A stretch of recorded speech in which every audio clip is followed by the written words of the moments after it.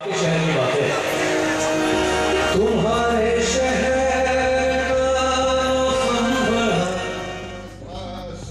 दीप जलाकर 3 दिवसीय 11वां विद्यार्थी महोत्सव का हुआ शुभारंभ।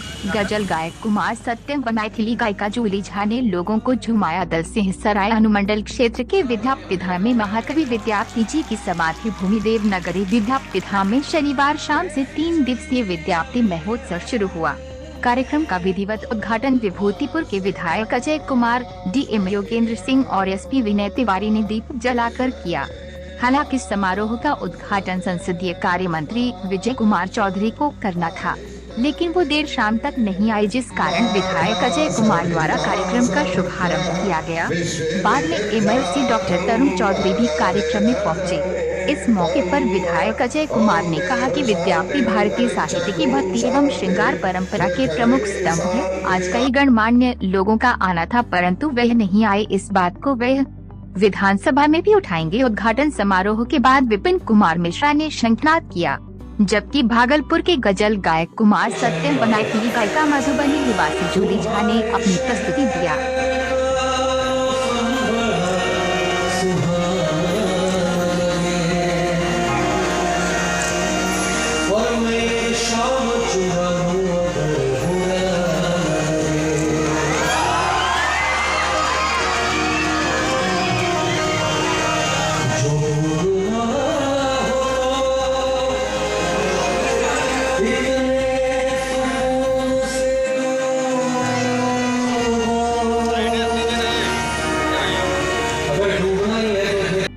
उद्घाटन हुआ है और इसका हम लोग पूरे 3 दिन तक इस कार्यक्रम को मनाने के लिए महाकवि विद्यापति और उनकी स्मृति में जो महोत्सव आयोजित होता है उसको मनाने के लिए यहाँ एकत्रित हुए हैं।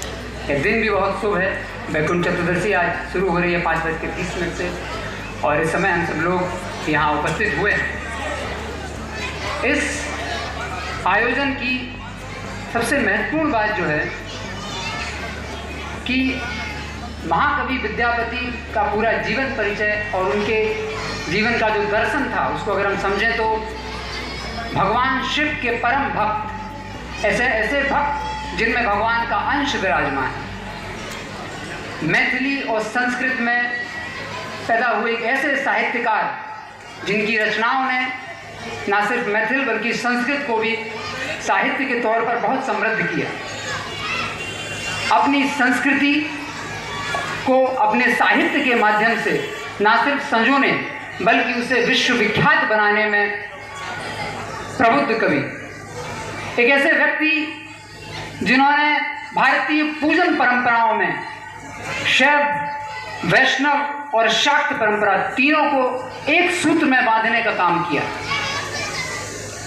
बहुत सारे कवि देश में हुए, बहुत सारे भक्त भी हुए, लेकिन बहुत कम ऐसा सामंजस्य देखने को मिलता है कि भगवान शिव के परम भक्त जहाँ इनकी रचनाओं में एक तरफ पूरा भक्ति भाव आपको देखने को मिलेगा, जो शिव जी के प्रति पूरी तरह आसक्त थे, तो दूसरी तरफ आपको इनकी रचनाओं में राधा कृष्ण का श्रृंगार रस भी दिखेगा, और तीसरी तरफ माँ दुर्गा की स्तुतियाँ भी नजर आती हैं। तो अर्थात भारतीय संस्कृति की जो पूजन परंपराएं हैं, इन तीनों को एक सूत्र में पिरोने वाले, जहाँ के निवासी हैं वहाँ की लोक भाषा में, अपनी स्वदेशी भाषा मैथिल में रचना करने वाले, अपनी भाषा को, अपनी संस्कृति को अपने साहित्य के माध्यम से संजोने वाले, और फिर उसे अपने साहित्य के माध्यम से न सिर्फ भारत बल्कि विश्व के कई कोनों में पहुँचाने वाले। मध्यकाल में जब भक्ति काल का दौर था, 1320 से लेकर 1460 के बीच में जब भक्ति काल का दौर था, उस समय की पूजन कर परंपरा को आदि काल से जोड़ने वाले ऐसे महाकवि, भगवान के भक्त महर्षि विद्यापति, मैथिला कोकिल का हम लोग महोत्सव यहाँ मना रहे हैं। तो इनके जीवन से यहाँ उपस्थित सभी लोगों को, सभी समस्तीपुर के वासियों को, मिथिला क्षेत्र के सभी लोगों को, बिहार के सभी लोगों को, हम लोगों को, युवाओं को बहुत सारी प्रेरणाएं, जब इनका जीवन आप एक झलक में देखेंगे तो बहुत सारी प्रेरणाएं लेने को मिलती हैं। एक ऐसा उदाहरण, जब भक्त यदि ठान ले तो कैसे ईश्वर को अपनी हट के आगे, अपनी जिद के आगे, अपनी भक्ति के आगे ईश्वर को भी विवश कर देते हैं।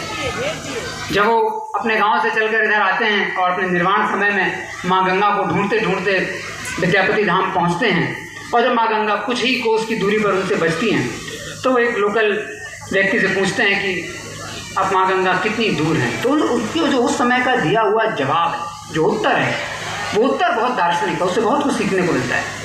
वो कहते हैं कि जब मैं ईश्वर के लिए इतना कर सकता हूँ, माँ गंगा के इतनी दूर है कि झूठा, गुप्तचर जा करके देख के आया, कहा नहीं बात तो सही है। तो अब फिरोज खां तुगलक विद्यापति से कहा, बोले जो अब तुम्हारा दूसरा परीक्षा होगा। मेरा दूसरा प्रस्ताव है, तुमको काठ के बक्सा में बंद करके रस्सी के सहारे 4 जवान के